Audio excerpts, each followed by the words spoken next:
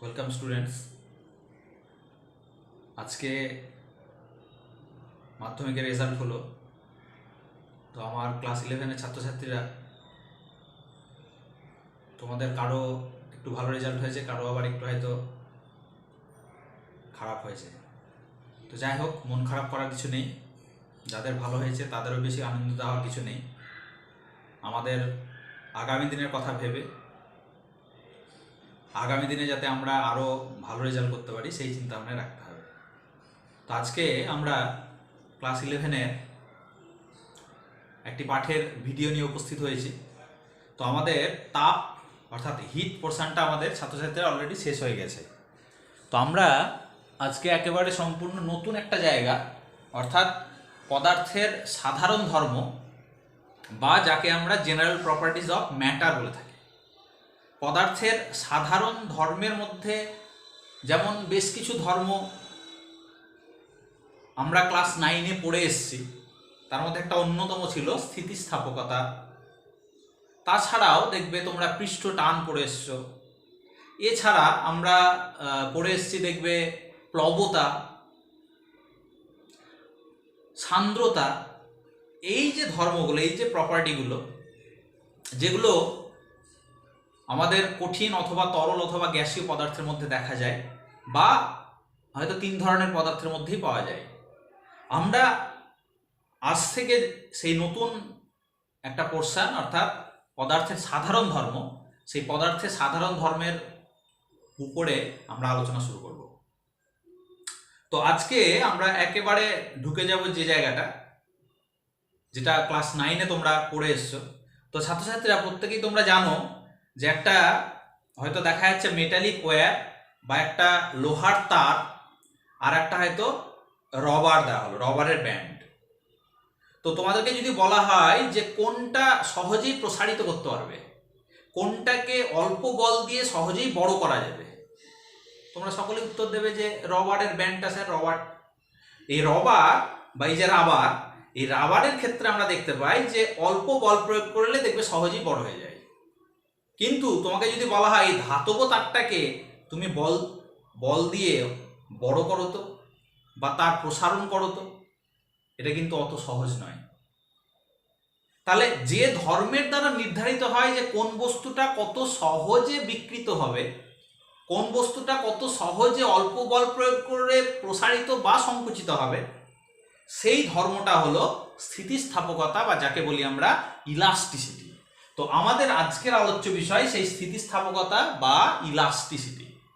তাহলে ছাত্রছাত্রীরা নিশ্চয়ই বুঝতে পারছো যে যে বস্তুর ক্ষেত্রে অল্প বল প্রয়োগ করে সহজেই বড় করা যায় তারা কম স্থিতিস্থাপক, তাদের স্থিতিস্থাপকতা কম। আর যাদের ক্ষেত্রে সামান্য প্রসারণ বা সংকোচনের জন্য অনেক বেশি বল প্রয়োগ করতে হবে, সহজে যাদেরকে প্রসারিত বা সংকুচিত করা যাচ্ছে না, যাদের এই সংকোচন বা প্রসারণের জন্য অনেক বেশি পরিমাণ বলের প্রয়োজন, যেমন এই ধাতব তারগুলো, তাহলে তাদের ক্ষেত্রে আমরা বলবো স্থিতিস্থাপকতা বেশি। তাহলে নিশ্চয়ই বুঝে গেছি যে কার স্থিতিস্থাপকতা বেশি, কার স্থিতিস্থাপকতা কম। যাদের ক্ষেত্রে কম বল প্রয়োজন, কম বলে যারা সহজেই প্রসারিত হতে পারে, তাদেরকে বলবো আমরা কম স্থিতিস্থাপক। আর যাদের ক্ষেত্রে এই সংকোচন বা প্রসারণ বা বিকৃত করার ক্ষেত্রে বেশি বলের প্রয়োজন, তাদেরকে বলবো আমরা বেশি স্থিতিস্থাপক বস্তু, রাইট? তো আমরা একেবারে সরাসরি চলে যাব যে স্থিতিস্থাপকতার ডেফিনেশন বা সংজ্ঞাতে। তো ক্লাস 9 থেকে কিন্তু আমরা পড়ে আসছি, সেই বিষয়টা আবার করতে হবে ক্লাস 11-এ। সুতরাং আমাদের বিষয়টা আরো পরিষ্কার করে নিতে হবে। সাপোজ ধরো আমাদের এখানে একটা ওয়্যার বা একটা তার রয়েছে, এটা কিসের? রবারের হতে পারে, এটা কোনো মেটালের হতে পারে, আমি সেই জায়গায় যাচ্ছি না। তো যাই হোক, আমাদের একটা এখানে একটা দণ্ড বা একটা তার রয়েছে, আমরা তার এক প্রান্তে বল প্রয়োগ করব। তো বল প্রয়োগ করার আগে আমি এখানে দুটো বিন্দু কল্পনা করলাম, একটা এ আর একটা বি, একটা এ বিন্দু আর একটা বি বিন্দু। তাহলে এবার ছাত্রছাত্রীরা তোমরা যদি বল প্রয়োগ করো, বল প্রয়োগ করলে কি দেখবে? দেখবে এটা ডিফর্ম হচ্ছে, অর্থাৎ এটা তার একটা পরিবর্তন ঘটছে। কিসের? সেটা আকার অথবা আয়তন অথবা দৈর্ঘ্য অথবা উভয়েরই একটা পরিবর্তন হচ্ছে। এই পরিবর্তনের ফলে কি দেখতে পাবে? দেখতে পাবে যে এ বিন্দু সেখান থেকে দেখবে বি বিন্দুটা অনেকটা সরে গেছে, অর্থাৎ এ এবং বি এর যে অবস্থান, সেই অবস্থান বা তাদের মধ্যে একটা আপেক্ষিক সরণ ঘটে গেছে। তাহলে এই সরণটা ঘটলো কেন? কারণ এই বল প্রয়োগ করেছো বলে। তাহলে এবার তুমি যদি বল যদি অপসারণ করে নাও, অর্থাৎ বল প্রয়োগ করা যদি বন্ধ করে দাও, বলটা যদি তুমি তুলে নাও, তাহলে কি দেখতে পাবে? বস্তুটা তার স্বাভাবিক ধর্মের জন্য সে পুনরায় আবার পূর্বের অবস্থায়, মানে এই জায়গাতে সে ফিরে যাওয়ার চেষ্টা করবে। তাদের মধ্যে যে দুটো বিন্দুর মধ্যে যে পারস্পরিক দূরত্ব, সেই দূরত্বটা আবার আগের অবস্থানে ফিরে যাওয়ার চেষ্টা করবে। এটা এক বিশেষ ধর্মের জন্য হয়, যে ধর্মটাকে বলবো আমরা পদার্থের ইলাস্টিসিটি বা স্থিতিস্থাপকতা। তাহলে স্থিতিস্থাপকতার ডেফিনেশনটা কি?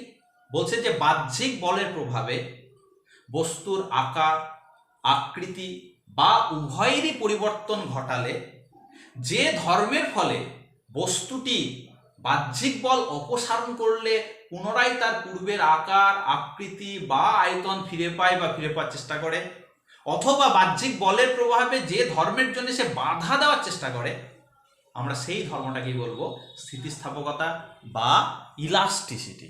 তো এই যে স্থিতিস্থাপকতা বা ইলাস্টিসিটি, তার যে ডেফিনেশনটা বললাম, তাহলে এখান থেকে বিষয়টা পরিষ্কার যে স্থিতিস্থাপকতা বা ইলাস্টিসিটি তিন ধরনের পদার্থের মধ্যেই দেখা যায়।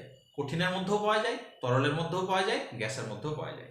কঠিনের মধ্যে স্থিতিস্থাপকতা ধর্মটা বেশি, তরলের মধ্যে তার থেকে একটু কম, গ্যাসের মধ্যে আমরা দেখতে পাবো এই স্থিতিস্থাপকতাটা আরো কম। ঠিক আছে, নেক্সট আমরা যে জায়গাটা শিখবো, তাহলে এই যে স্থিতিস্থাপকতা প্রপার্টি, এই স্থিতিস্থাপকতা প্রপার্টি অবশ্যই টেম্পারেচার উপর ডিপেন্ড করে, উষ্ণতার উপর নির্ভর করে। উষ্ণতা যত বাড়বে তত দেখবো স্থিতিস্থাপকতা কমে যায়, উষ্ণতা কমলে আবার স্থিতিস্থাপকতা বেড়ে যায়। একটা ডিপেন্ডেন্ট পেলাম।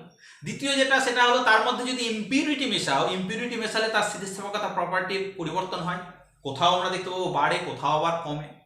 আর একটা বিষয় যেটা রয়েছে, আমরা যদি কোনো বস্তুকে বারবার বিকৃত করি, সাপোজ দেখা যাচ্ছে একটা তারকে যখন তুমি টেনে ছিঁড়তে পারছো না, তোমার কাছে কোনো কাটার নেই, তখন আমরা কি করি? তারটাকে দেখবে বারবার এইভাবে দেখবে, যখনই আমরা বারবার ডিফর্ম করব, বারবার বিকৃতি করব, তখন দেখবে এই জায়গাটা গরম হয়, গরম হয়ে আস্তে আস্তে এই অঞ্চলের স্থিতিস্থাপকতা কমে যায়, তারপরে একটা সময় গিয়ে দেখবে কট করে কেটে যায়।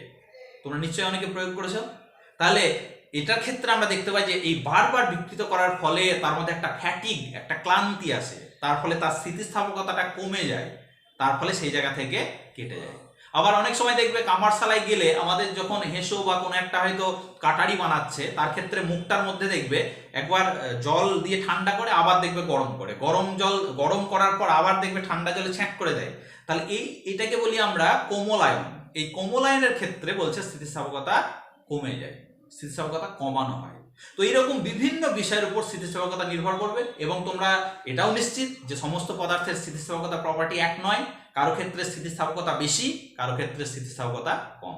রাইট, নেক্সট আমরা যে জায়গাটা নিয়ে আলোচনা করব, সেটা হলো আমাদের এই স্থিতিস্থাপকতা সংক্রান্ত কতগুলো ডেফিনেশন আমাদের শিখতে হবে, যে কতগুলো সংজ্ঞা। প্রথমেই যেমন দেখবো আমরা যে একটা পারফেক্টলি রিজিড বডি, বা যাকে বলে একেবারে পূর্ণ দৃঢ় বস্তু, কাকে বলবো?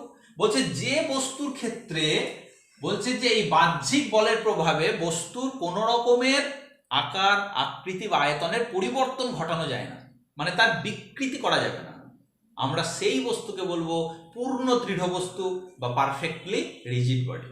তো ছাত্রছাত্রীরা বুঝতেই পারছো যে আমাদের প্রকৃতিতে কিন্তু এই পারফেক্টলি রিজিড বডি বা কোনো পূর্ণ বস্তুই কিন্তু নেই। সুতরাং আমাদের পূর্ণ দৃঢ় বস্তু বলে কোনো বস্তুই হয় না।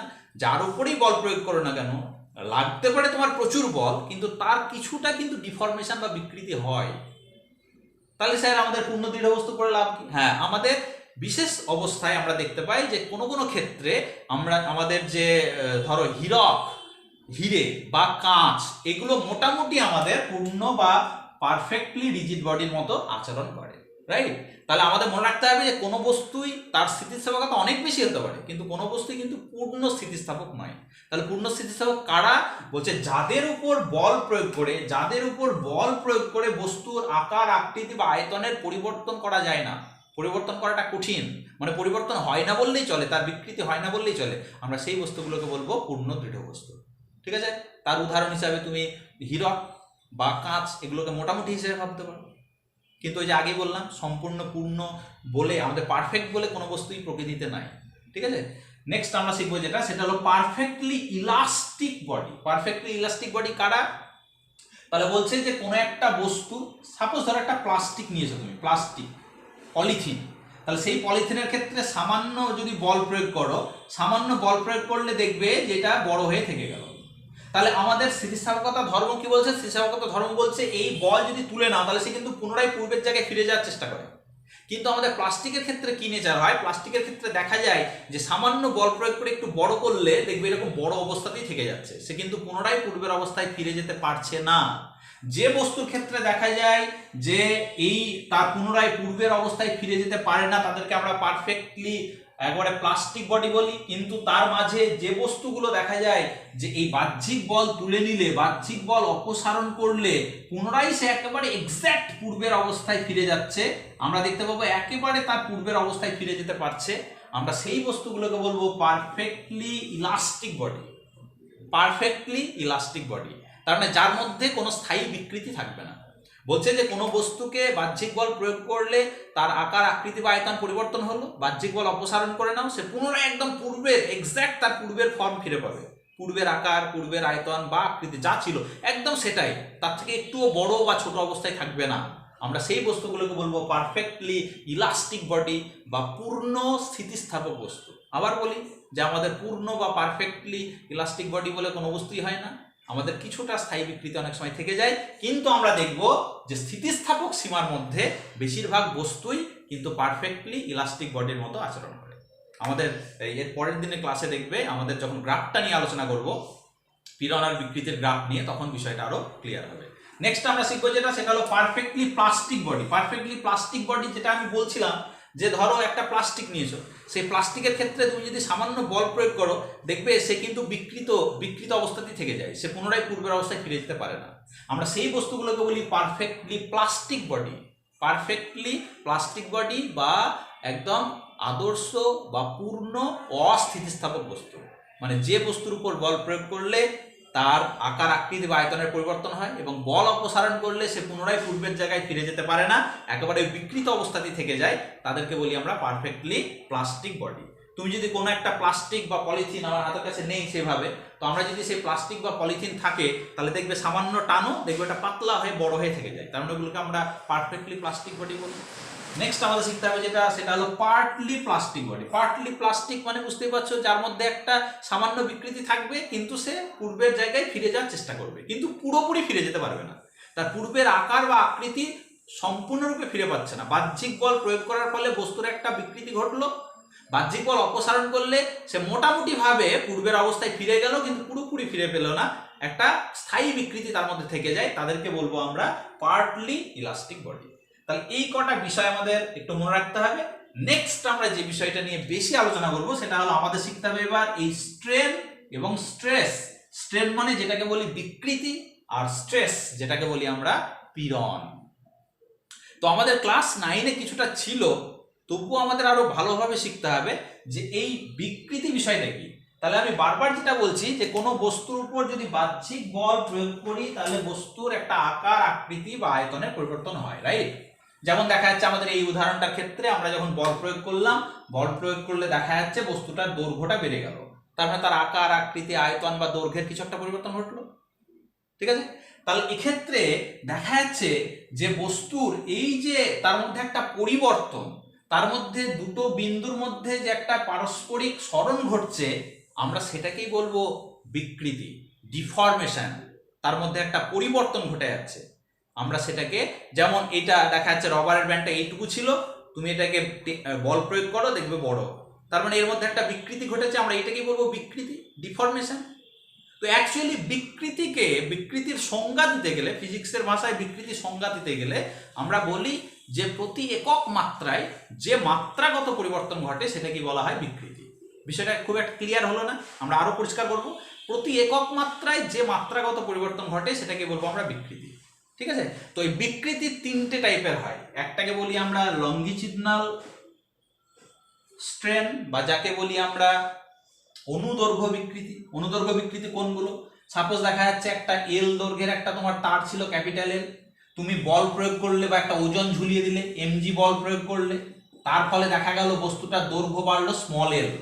তাহলে বলো তো ক্যাপিটাল এল দৈর্ঘ্যে তার দৈর্ঘ্য বেড়েছে কতটা? স্মল এল। বা তার স্মল এল দৈর্ঘ্য বেড়ে ক্যাপিটাল এল দৈর্ঘ্যে তার দৈর্ঘ্য বাড়লো স্মল এল, তাহলে একক দৈর্ঘ্যে একক মাত্রায় তার মাত্রাগত পরিবর্তন কত? Small L by capital L. এটাকে বলি আমরা অনুদৈর্ঘ্য বিকৃতি, বা যাকে বলে লঙ্গিটিউডনাল স্ট্রেস, রাইট? তাহলে এই লঙ্গিটিউডনাল স্ট্রেন বা অনুদৈর্ঘ্য বিকৃতি কাকে বলবো আমরা? বলছে যে কোনো বস্তুর যদি বল প্রয়োগের ফলে শুধু তার দৈর্ঘ্যের পরিবর্তন ঘটে, তাহলে তার একক দৈর্ঘ্যে যে দৈর্ঘ্যের পরিবর্তন ঘটে মানে small L by capital L, দৈর্ঘ্যের পরিবর্তন বাই প্রাথমিক দৈর্ঘ্য, এটাকে বলবো আমরা অনুদৈর্ঘ্য বিকৃতি বা লঙ্গিটিউডনাল স্ট্রেন। ঠিক আছে? একই রকম ভাবে এটা আয়তন বিকৃতি হয়। সাপোজ দেখা যাচ্ছে যে কোনো একটা বস্তুর আয়তন ছিল ধরো ভি, সেটাকে তুমি চারিদিক থেকে লম্বভাবে একটা বল প্রয়োগ করেছো, মানে চাপ দিয়েছো, তার ফলে তার আয়তনটা হয়তো কমে গেল। তার কতটা আয়তন কমলো? Small V. তাহলে এই যে ক্যাপিটাল ভিতে তার আয়তনের পরিবর্তন স্মল ভি, তাহলে একক আয়তনের পরিবর্তন কত? Small V by capital V. আমরা এটাকে বলবো আয়তন বিকৃতি। কি বিকৃতি এটা? এটা হলো আয়তন বিকৃতি, ভলিউম স্ট্রেন যেটাকে বলা হচ্ছে।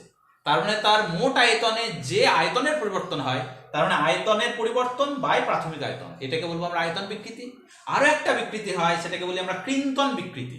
কৃন্তন বিকৃতি বা স্পর্শকীয় বিকৃতি, অর্থাৎ বলটা তুমি যদি স্পর্শকীয় ভাবে প্রয়োগ করো, তাহলে তার মধ্যে যে বিকৃতিটা আছে সেটাকে বলি আমরা কৃন্তন বিকৃতি। ঠিক আছে? আমরা সেটা একটু পরে আসছি।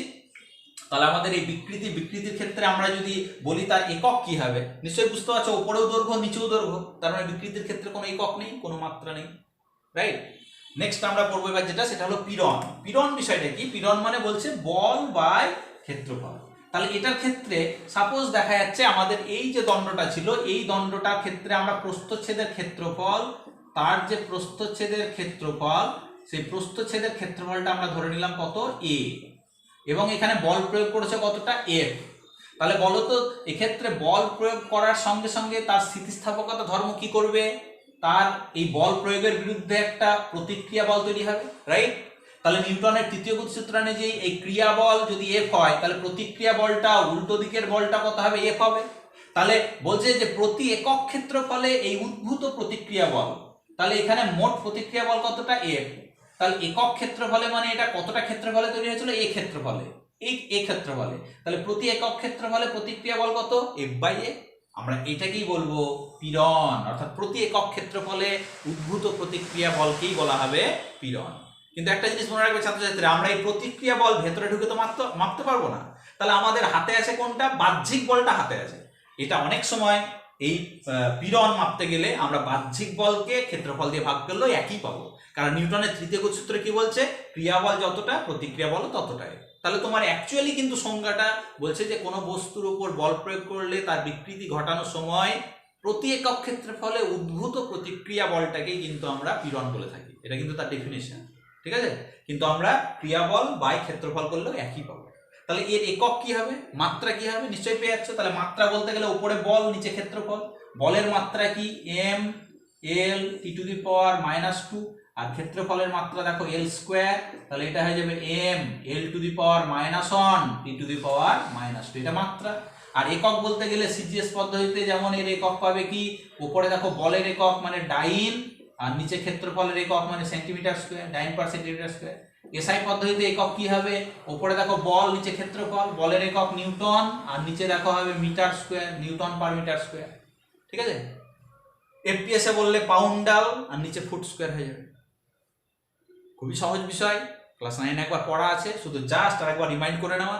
যে জায়গাগুলো নতুন মনে হবে বা যে জায়গাগুলো আরো বিস্তারিতভাবে আলোচনা, সেগুলো আরো ভালোভাবে পড়তে হবে, ঠিক আছে? তাহলে এই পীড়ন বিষয়টা ভালোভাবে মনে রাখতে হবে। আর বিকৃতি আর পীড়ন, আমরা আগে যেটা পড়ালাম সেটা বিকৃতি। বিকৃতি তিনটে টাইপের হয়, একটা অনুদৈর্ঘ্য বিকৃতি, একটা আয়তন বিকৃতি, আর একটা আছে কৃন্তন বিকৃতি।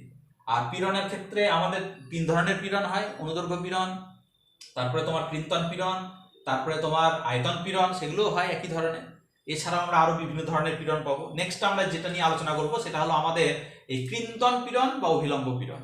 সাপোজ ধরো ছাত্রছাত্রীরা, আমরা কোনো একটা তলের উপর যদি লম্বভাবে বল প্রয়োগ করি, তাহলে লম্বভাবে বল প্রয়োগ করলে এই তল একটা প্রতিক্রিয়া বল দেবে লম্বভাবে।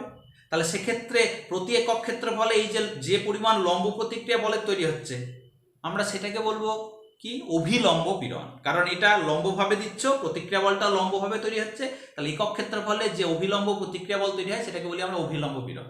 কিন্তু তুমি যদি এই বস্তুটাকে এইভাবে স্পর্শকীয়ভাবে ট্যানজেন্সিয়ালি যদি বল প্রয়োগ করো, ভালোভাবে লক্ষ্য করো, দেখো এটা এরকম ভাবে রয়েছে, তুমি যখন স্পর্শকীয়ভাবে বল প্রয়োগ করো দেখবে আয়তন এক থাকছে, কিন্তু সেটা কি হচ্ছে, সেটা দেখবে এইভাবে তলটা সরে যাচ্ছে, তার মানে তার একটা আকারের পরিবর্তন হচ্ছে। ছিল দেখো আয়তক্ষেত্রের মতো আয়তঘন, এবার যখনই তুমি করবে তখন দেখো এটা সামান্তরিকের মতো হয়ে যাচ্ছে, তাই না? তাহলে এক্ষেত্রে যে বলটা দিচ্ছ স্পর্শকীয়ভাবে, তাহলে তার মধ্যে একটা প্রতিক্রিয়া বল তৈরি হবে উল্টো দিকে, তাহলে প্রতি একক ক্ষেত্রফলে উদ্ভূত এই স্পর্শকীয় প্রতিক্রিয়া বলটাকেই আমরা বলি কৃন্তন পীড়ন। প্রতি একক ক্ষেত্রফলে উদ্ভূত স্পর্শকীয় প্রতিক্রিয়া বলটাকে বলা হবে কৃন্তন পীড়ন। এখানে একটা উদাহরণ দেওয়া আছে, সাপোজ ধরো তুমি তির্যকভাবে বল প্রয়োগ করছো প্রযুক্ত বল, তাহলে প্রতিক্রিয়া বলটা তৈরি হচ্ছে এইভাবে, তাহলে তাকে যদি আমরা দুটো উপাংশে ভাঙি, একটা দেখো লম্ব দিকে একটা উপাংশ পাবো, একটা স্পর্শকীয়ভাবে উপাংশ পাবো। লম্বভাবে যে উপাংশটা সেটাকে বলবো আমরা অভিলম্ব পীড়ন, মানে প্রতি একক ক্ষেত্রফলে লম্বভাবে যে বলটা তৈরি হয় তাকে বলবো অভিলম্ব পীড়ন। আর স্পর্শকীয় দিকে দেখো এই দিক বরাবর যে প্রতি একক ক্ষেত্রফলে যে স্পর্শকীয় বলের উদ্ভব হচ্ছে, প্রতিক্রিয়া বলের উদ্ভব হচ্ছে, সেটাকে বলবো আমরা কৃন্তন পীড়ন বা স্পর্শকীয় পীড়ন। কৃন্তন পীড়ন বা স্পর্শকীয় পীড়ন, ঠিক আছে? স্পর্শকীয় নামটা মনে রাখলে আরো সহজ হবে। তাহলে এই গেল আমাদের বিকৃতি এবং পীড়ন। নেক্সট আমরা চলে যাব যে জায়গাটা, সেটা হলো 1667 খ্রিস্টাব্দে বিজ্ঞানী হুক একটা সূত্র দিয়েছিলেন, যেটা ক্লাস 9-এও আমরা পড়ে এসেছি, যেটাকে আমরা কি সূত্র নামে চিনি, হুকস ল বা হুকের সূত্র, তাই তো? তাহলে আমরা চলে যাবো এবার সেই হুকের সূত্র, এবং সেখান থেকে শিখতে হবে মডিউলাস অফ ইলাস্টিসিটি, এবং তারপরে আমরা সেখান থেকে 3 ধরনের মডিউলাস অফ ইলাস্টিসিটি শিখবো, আর লাস্টে আমরা শেষ করবো সেটা হলো আমাদের পয়সনস রেশিও বা পয়সন অনুপাত। তাহলে আমরা শিখবো এবার হুকস ল। এগুলো খুব সহজ, এগুলো ক্লাস 9-এও ছিল, যেটাকে আমরা হুকের সূত্র বলি। তাহলে আমরা চলে যাচ্ছি একেবারে সময় নষ্ট না করে সেই হুকস ল। 1667 খ্রিস্টাব্দে বিজ্ঞানী হুক এই সূত্রটা দিচ্ছেন, তার নাম থেকে আমরা এটাকে বলি হুকের সূত্র, হুকস ল। কি বললেন, যে স্থিতিস্থাপক সীমার মধ্যে, মানে স্থিতিস্থাপক সীমা ব্রেক করা যাবে না। স্থিতিস্থাপক সীমা কোনটা, মানে যে পরিমাণ বল প্রয়োগ করলে বস্তু উপর বিকৃত ঘটার পর সেই বল অপসারণ করলে পুনরায় সে তার পূর্বের আকার আকৃতি বা আয়তন ফিরে পায়, আমরা সেই সীমাটাকে বলি, সেই বলের সেই মানটাকে বলি স্থিতিস্থাপক সীমা, রাইট? বলটা যদি সেই মানের মধ্যে রাখো তাহলে সেটাকে বলবো আমরা স্থিতিস্থাপক সীমা। আমরা বিস্তারিতভাবে আলোচনা করব এর পরের ক্লাসে, দেখবে পীড়ন বিকৃতি লেখচিত্রে। তার মানে তোমার মোট কথা বলের পরিমাণটা খুব বেশি নয়, যাতে সেই বল অপসারণ করলে পুনরায় সে পূর্বের জায়গায় ফিরে যেতে পারে। যেমন এই রবারের উপর বল প্রয়োগ করলে তাহলে কি হবে, বিকৃতি ঘটলো, ছেড়ে দাও, পুনরায় দেখো পূর্বের জায়গায় ফিরে গেল, তার মানে এটা আমরা স্থিতিস্থাপক সীমা বলতে পারি। কিন্তু তুমি যদি এই বল আস্তে আস্তে বাড়াতে থাকো, বাড়াতে বাড়াতে কি হবে, একটা সময় গিয়ে দেখবে ছিঁড়ে যাচ্ছে, তার মানে সেটা তার স্থিতিস্থাপক সীমা ক্রস করে গেছে।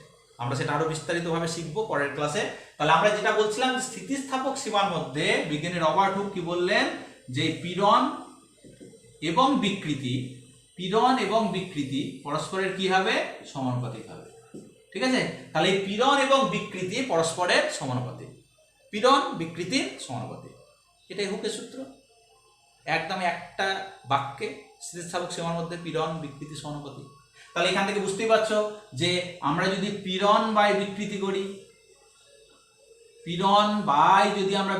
করি, উপরের যেটাকে আমরা পীড়নটাকে বলি স্ট্রেস আর বিকৃতিটাকে বলি স্ট্রেন, তার মানে স্ট্রেস বাই স্ট্রেন, তার মানে সমানুপাত চিহ্ন থেকে সমান চিহ্ন আসতে গেলে একটা ধ্রুবক আসবে। আমরা এটাকেই বলি স্থিতিস্থাপক গুণাঙ্ক, বা যাকে বলে মডিউলাস অফ ইলাস্টিসিটি, যেটাকে বলা হয় স্থিতিস্থাপক গুণাঙ্ক, যেটাকে আমরা মডিউলাস অফ ইলাস্টিসিটি বলি। তাহলে মডিউলাস অফ ইলাস্টিসিটি কাকে বলে, বলছে যে এই স্ট্রেস বাই স্ট্রেন যে অনুপাত, পীড়ন এবং বিকৃতির যে অনুপাত, এটাকেই বলা হয় স্থিতিস্থাপক গুণাঙ্ক। এটা গুণাঙ্ক, এই স্থিতিস্থাপক গুণাঙ্ক এক এক পদার্থের জন্য এক এক রকম, এবং আমরা দেখতে পাবো এই স্থিতিস্থাপক গুণাঙ্ক ডিপেন্ড করে টেম্পারেচারের উপর। টেম্পারেচার যত বাড়ে এই গুণাঙ্কের মান কমে, এবং টেম্পারেচার কম থাকলে গুণাঙ্কের মান বাড়ে, ঠিক আছে? তাহলে আমাদের এখানে শিখতে হবে যে এই যে গুণাঙ্ক, এই গুণাঙ্কের তাহলে তুমি মাত্রা পাবে। মাত্রা মানে দেখো নিচে বিকৃতির কোনো মাত্রা বা একক নাই, তাহলে এই স্থিতিস্থাপক গুণাঙ্ক মানে সরাসরি কার একক বা মাত্রা হবে, পীড়নের যা একক পীড়নের যা মাত্রা এখানে স্থিতিস্থাপক গুণাঙ্কেরও মাত্রা বা একক এক। কারণ আমাদের সহজ করে দিল কেন, কারণ এখানে বিকৃতি একটা ইউনিটলেস, একটা ডাইমেনশনলেস কোয়ান্টিটি, বিকৃতির কোনো একক বা মাত্রা নেই। তাহলে সরাসরি স্থিতিস্থাপক গুণাঙ্কের একক বা মাত্রা মানে সেটা পীড়নের একক যা বা মাত্রার সঙ্গে এক হবে।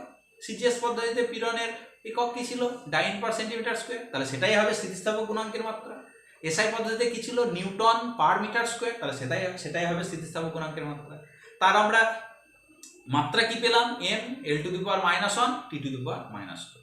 ঠিক আছে, আমাদের এই স্থিতিস্থাপক গুণাঙ্ক তিনটে টাইপের হয়, ভালোভাবে পড়তে হবে। সেই তিনটে টাইপের স্থিতিস্থাপক গুণাঙ্কই আমাদের ক্লাস 11-এ রয়েছে। আমরা যেটা ক্লাস 9-এ কিছুটা পড়ে এসেছিলাম, তার মধ্যে প্রথম যেটা সেটা হলো ইয়ংস মডিউলাস। বিজ্ঞানী ইয়ং এর নাম থেকে যেটাকে বলি আমরা ইয়ং গুণাঙ্ক বা যাকে বলা হয় ইয়ংস মডিউলাস। ফার্স্ট যে আমাদের ইলাস্টিক কোএফিসিয়েন্ট সেটা হলো আমাদের ইয়ং গুণাঙ্ক বা ইয়ং মডিউলাস। বিজ্ঞানী ইয়ং এর নাম থেকে এটা এসেছে। বিজ্ঞানী ইয়ং কি বললেন, যে স্থিতিস্থাপক সীমার মধ্যে এই পীড়নটা যদি অনুদৈর্ঘ্য পীড়ন হয়, অনুদৈর্ঘ্য পীড়ন মানে সাপোজ ধরো একটা তার নিয়েছো, তারে তুমি বল দিচ্ছ, তাহলে তারের দৈর্ঘ্যের পরিবর্তন ঘটবে কোন দিক বরাবর, তার দৈর্ঘ্য বরাবর। তার মানে সেক্ষেত্রে যে পীড়নটা সেটা হবে অনুদৈর্ঘ্য পীড়ন। এবং এটার ক্ষেত্রে যে বিকৃতি মানে এই যে তার দৈর্ঘ্যটা বেড়ে গেল সেটাকে বলবো আমরা অনুদৈর্ঘ্য বিকৃতি। তার মানে মোট কথা স্থিতিস্থাপক গুণাঙ্কের মধ্যে, স্থিতিস্থাপক সীমার মধ্যে অনুদৈর্ঘ্য পীড়ন এবং অনুদৈর্ঘ্য বিকৃতির অনুপাতকেই বলা হবে ইয়ং গুণাঙ্ক। তার মানে উপরে থাকবে কি, উপরে থাকবে অনুদৈর্ঘ্য পীড়ন, যেটাকে আমরা লঙ্গিটিউডিনাল স্ট্রেস বলি, আর নিচে থাকবে অনুদৈর্ঘ্য বিকৃতি,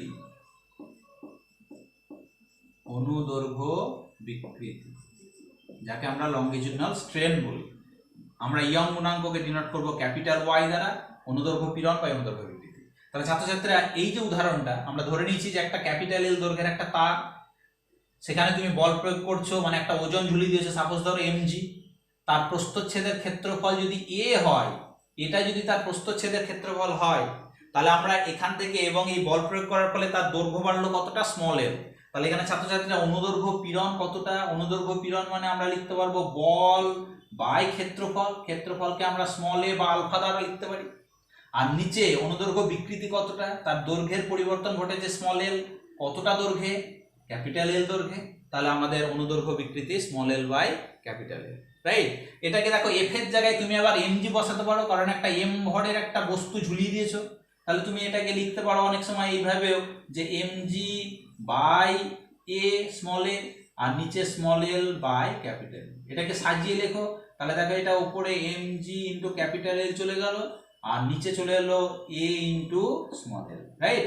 তাহলে আমরা এটাকে ইয়ং গুণাঙ্ক হিসেবে ভাববো, এটাই ইয়ং গুণাঙ্ক।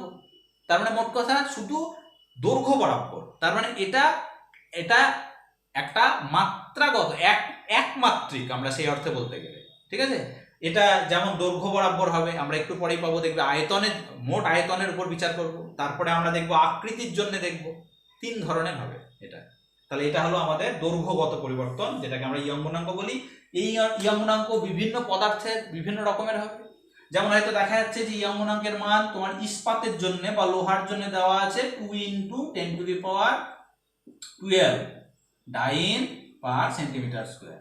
তাহলে এই কথার অর্থ কি, তার মানে আমরা বলতে পারবো যে এক্ষেত্রে লোহার ইয়ং গুণাঙ্কটা 2 × 10⁻12 বোঝাচ্ছে। তার মানে আমরা বলবো যে একক বিকৃতির ঘটাতে গেলে তাহলে এক্ষেত্রে যে পীড়নের উদ্ভব হবে একটা লোহার তারে, সেটা হলো 2 × 10⁻12 এতটা পীড়নের উদ্ভব হবে, মানে প্রতি সেন্টিমিটার স্কোয়ার ক্ষেত্রফলে 2 × 10⁻12 ডাইন প্রতিক্রিয়া বলের উদ্ভব হবে, রাইট। তো এটা এক এক পদার্থের জন্য এক এক রকম হয়, এক এক পদার্থের এক এক রকম। তার মানে তুমি এক্ষেত্রে এই নিচেরটাকে যদি ইউনিটি করো, বিকৃতিটাকে যদি একক করে নাও, তাহলে বিকৃতিটাকে একক করে নিলে দেখো এখানে এই অনুদৈর্ঘ্য পীড়নটাই হবে ইয়ং গুণাঙ্কের সমান। তাহলে আমরা বলবো যে একক বিকৃতি ঘটানোর জন্য এক্ষেত্রে 2 × 10⁻12 ডাইন পার সেন্টিমিটার স্কোয়ার পীড়নের প্রয়োজন হচ্ছে। লোহার ইয়ং গুণাঙ্ক 2 × 10⁻12 ডাইন পার সেন্টিমিটার স্কোয়ার, এই কথার অর্থ এটাই যে একক বিকৃতি ঘটাতে গেলে লোহার মধ্যে 2 × 10⁻12 ডাইন পার সেন্টিমিটার স্কোয়ার পীড়নের, অনুদৈর্ঘ্য পীড়নের উদ্ভব হবে, ঠিক আছে। তাহলে এই গেল আমাদের ইয়ং মডিউলাস। নেক্সট আমরা যেটা শিখবো, ইয়ং মডিউলাসকে ডিনোট করা হচ্ছে ওয়াই দ্বারা। নেক্সট আমাদের শিখতে হবে এবার বাল্ক মডিউলাস, বা যাকে বলি আমরা আয়তন বিকৃতি গুণাঙ্ক। 2 নম্বর আমরা যেটা শিখবো সেটা হলো বাল্ক মডিউলাস। বাল্ক মডিউলাস বা যাকে বলা হয় আয়তন বিকৃতি গুণাঙ্ক, রাইট? এটাকে ডিনোট করা হয় কে দ্বারা। কে, কে ছোট হাতের কে। তাহলে এই K is equal to bulk modulus K আমরা যেটা সংজ্ঞা কিভাবে দেব, এটা বলছে স্থিতিস্থাপক সীমার মধ্যে এবার হবে আয়তন পীড়ন, উপরে হবে আয়তন পীড়ন, আয়তন পীড়ন, আর নিচে হবে আয়তন বিকৃতি, আয়তন বিকৃতি। কোথায়? যেমন একটা উদাহরণ যদি দিই, সাপোজ ধরো আমাদের এখানে দেখা যাচ্ছে যে একটা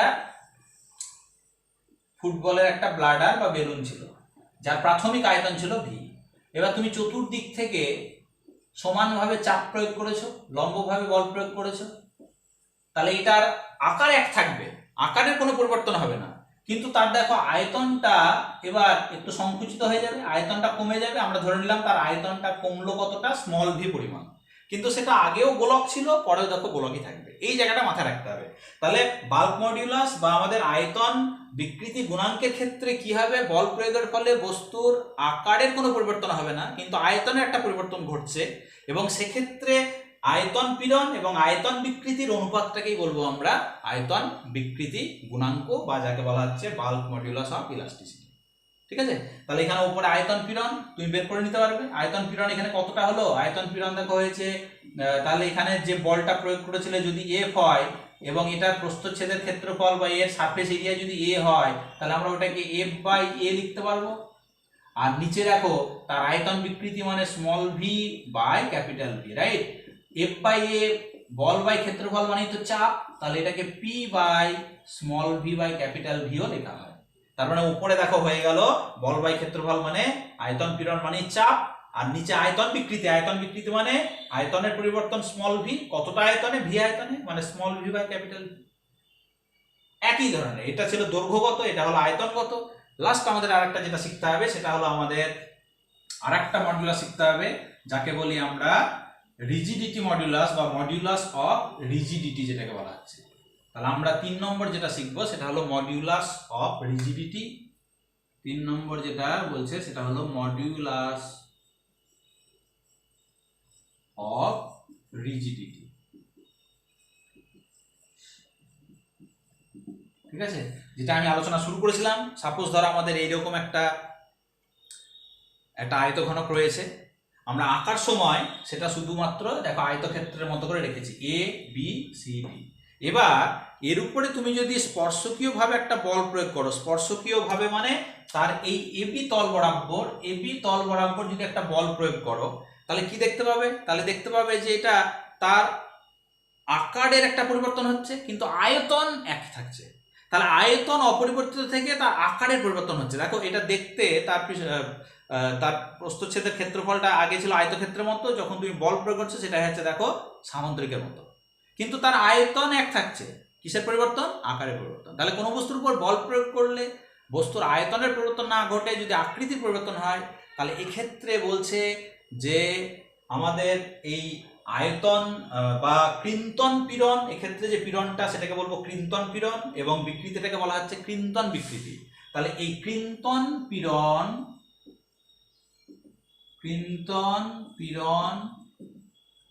বাই কৃন্তন বিকৃতি,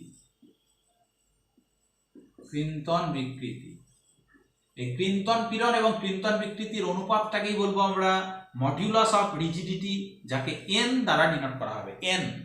ঠিক আছে? তাহলে কৃন্তন পীড়ন কোনটা? কৃন্তন পীড়ন মানে যেটা স্পর্শকীয় পীড়ন বলেছিলাম, অর্থাৎ স্পর্শকীয় ভাবে বল প্রয়োগ করলে প্রতি একক ক্ষেত্রফলে যে পরিমাণ প্রতিক্রিয়া বলের উদ্ভব হচ্ছে সেটাকে বলবো আমরা কৃন্তন পীড়ন।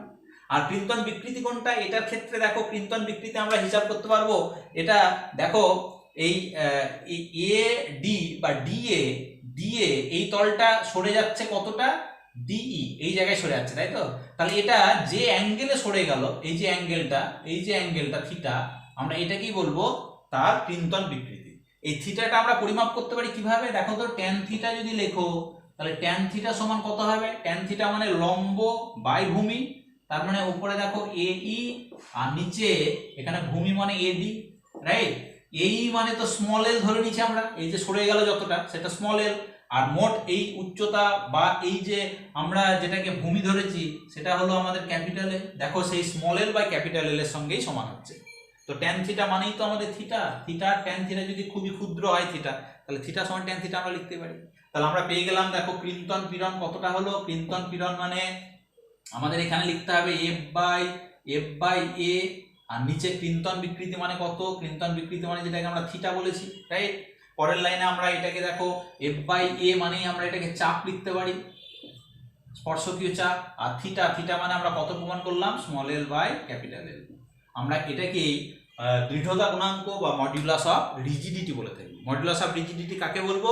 আবার বলি, স্থিতিস্থাপক সীমার মধ্যে কোনো বস্তুর উপর বাহ্যিক বল প্রয়োগ করলে যদি বস্তুর আয়তন এক থাকে কিন্তু তার আকারের পরিবর্তন হয়, তাহলে সেক্ষেত্রে ক্রিন্তন পীড়ন এবং ক্রিন্তন বিকৃতির অনুপাতকেই বলবো আমরা মডুলাস অফ রিজিডিটি। ক্রিন্তন পীড়ন এবং ক্রিন্তন বিকৃতি, তাহলে তিনটে গুণাঙ্ক কি? ইয়ং গুণাঙ্ক মানে অনুদৈর্ঘ্য পীড়ন বা অনুদৈর্ঘ্য বিকৃতি, আয়তন গুণাঙ্ক মানে আয়তন বিকৃতি গুণাঙ্ক মানে আয়তন পীড়ন বাই আয়তন বিকৃতি, আর ক্রিন্তন মডুলাস অফ রিজিডিটি দৃঢ়তা গুণাঙ্ক মানে ক্রিন্তন পীড়ন বাই ক্রিন্তন বিকৃতি। এই তিনটের পার্থক্য মনে রাখতে পারলেই হয়ে গেল। এটা হলো দৈর্ঘ্যগত, এটা আয়তনগত, আর এটা হলো আকৃতিগত, রাইট? লাস্ট আমরা এবার যেটা শিখবো সেটা হলো আমাদের পয়সনস রেশিও বা পয়সনের অনুপাত। তো ছাত্রছাত্রীরা তোমরা এখানে শিখলে যে এই যে আমাদের এগুলো তিনটেই কি? তিনটেই হলো আমাদের স্থিতিস্থাপক গুণাঙ্ক, তাই তো? কিন্তু আমরা এবার যদি ধরে নিই যে তারটার ক্ষেত্রে ধরো আমরা ধরে নিলাম যে একটা এল দৈর্ঘ্যের দণ্ড ছিল, এটার উপর বল প্রয়োগ করেছো এফ, তাহলে এর আগেকার ব্যাস ছিল, দেখো আগেকার ব্যাস কত ছিল ধরেছি আমরা? Capital D. তাহলে এবার এই তারটার উপর বল প্রয়োগ করার জন্য তারটার যেমন একদিকে দৈর্ঘ্য বাড়বে তেমনি আবার তারটা একটু সরু হয়ে যাবে না? কি হবে তো নাকি? সবাই একমত? ঠিক। কারণ এটার ক্ষেত্রে তুমি যদি বল প্রয়োগ করে টানো তাহলে তার যেমন দৈর্ঘ্য বাড়বে তেমনি তার তো ব্যাসও বেড়ে যাবে, মানে সরু হয়ে যাবে তারটা। তারটা যেমন দৈর্ঘ্য কম তেমনি তার প্রস্থচ্ছেদের ক্ষেত্রফল বেশি আছে। দৈর্ঘ্য যখন বাড়াবে তখন দৈর্ঘ্য বেড়ে গেলে তার প্রস্থচ্ছেদের ক্ষেত্রফল কমবে, মানে তারটা সরু হয়ে যাবে। আমরা ধরে নিলাম এক্ষেত্রে তারটার যে পরিবর্তিত ব্যাস সেটা হলো আমরা কত বলবো? Small D, right? তাহলে এক্ষেত্রে আমাদের বলতে এখানে যদি তার বল প্রয়োগ করেছি এফ, তার প্রস্থচ্ছেদের ক্ষেত্রফল যদি এ হয়, ঠিক আছে? তাহলে আমাদের এখানে আমরা কি দেখতে পাচ্ছি? তার আগেকার দৈর্ঘ্য ছিল, সাপোজ ধরো আমাদের আগেকার দৈর্ঘ্য ছিল ক্যাপিটাল এল, আর পরে এখান থেকে তার দৈর্ঘ্য বেড়েছে কতটা? স্মল এল। তাহলে দেখো তার অনুদৈর্ঘ্য বিকৃতির সঙ্গে সঙ্গে তার একটা পার্শ্বীয় বিকৃতিও হচ্ছে।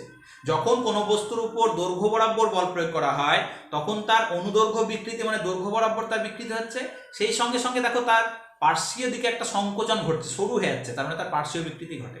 বিজ্ঞানী পয়সনস দেখাচ্ছেন যে এই যে অনুপাতটা আমরা যেটাকে বলি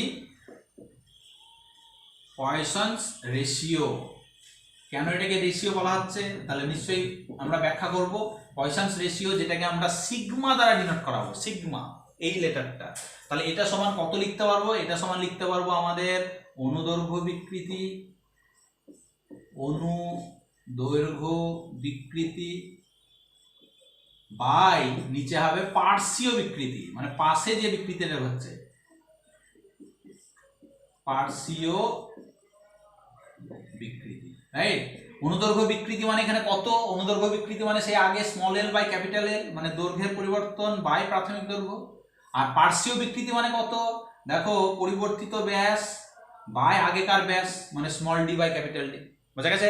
তাহলে এটা দেখো উপরেও একটা বিকৃতি নিচেও একটা বিকৃতি, তাহলে দুটোই কিন্তু বিকৃতির অনুপাত, সুতরাং এর ক্ষেত্রে কিন্তু কোনো একক থাকবে না, এবং এটা কোনো স্থিতিস্থাপক গুণাঙ্ক নয়।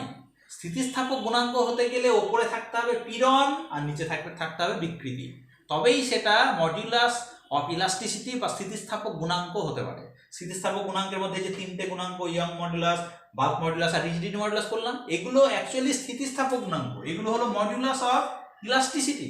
কারণ উপরে দেখো পীড়ন, নিচে বিকৃতি, কিন্তু ছাত্রছাত্রীরা লক্ষ্য করো এখানে পয়সনস অনুপাতের ক্ষেত্রে উপরেও বিকৃতি নিচেও বিকৃতি, তাহলে এটা কি কোনো স্থিতিস্থাপক গুণাঙ্ক বলা যায়? উত্তর বলছেন না। পরীক্ষার প্রশ্ন আছে যে পয়সনস অনুপাতের সংজ্ঞা কি, সেই সঙ্গে বলে পয়সনস অনুপাত একটি স্থিতিস্থাপক গুণাঙ্ক নয় কেন, ব্যাখ্যা করো। তাহলে আমাদের পয়সনস অনুপাতের সংজ্ঞা কি বলবো, যে কোনো বস্তুর উপর দৈর্ঘ্য বরাবর বল প্রয়োগ করলে বস্তুর অনুদৈর্ঘ্য বিকৃতির সঙ্গে সঙ্গে তার একটা পার্শ্বীয় বিকৃতি ঘটে। এই স্থিতিস্থাপক সীমার মধ্যে অনুদৈর্ঘ্য বিকৃতি এবং পার্শ্বীয় বিকৃতির অনুপাতকেই বলা হবে পয়সনস অনুপাত। এবং এটা যেহেতু দুটোই বিকৃতির অনুপাত, সুতরাং এটা কোনো গুণাঙ্ক নয়, এটা কোনো স্থিতিস্থাপক গুণাঙ্ক নয়, এটা একটা স্থিতিস্থাপক ধ্রুবক যার কোনো একক নেই, এককবিহীন একটা রাশি। এবং এর মানটা আমাদের একটু মনে রাখতে হবে। তাহলে মানটা আমরা থিওরিটিক্যাল যে ভ্যালু, সেই থিওরিটিক্যাল ভ্যালু বা তত্ত্বগত মানটা বলছে যে +12 থেকে 0 হয়ে -1 পর্যন্ত হতে পারে। কিন্তু আমরা প্র্যাকটিক্যালি দেখা যায় -1 হওয়া মানে তার অনুদৈর্ঘ্য বিকৃতিও হবে, আবার তার পার্শ্বীয় মানে দৈর্ঘ্যও বাড়বে, বস্তুটা আবার মোটাও হবে, এটা কখনো সম্ভব নয়। সুতরাং প্র্যাকটিক্যাল লেভেলে দেখা যায় এর প্র্যাকটিক্যাল ভ্যালুটা কত, +12 থেকে 0-র মধ্যে থাকবে, এটা মনে রাখতে হবে। তাহলে থিওরিটিক্যাল ভ্যালু +12 থেকে -1, আর এর প্র্যাকটিক্যাল ভ্যালু কিন্তু আমরা যেটা বাস্তবে দেখতে পাই সেটা +12 থেকে 0, এর মানটা মনে রাখতে হবে। আজকের মতো এইটুকুই, আশা করি সবার ভালো লাগবে।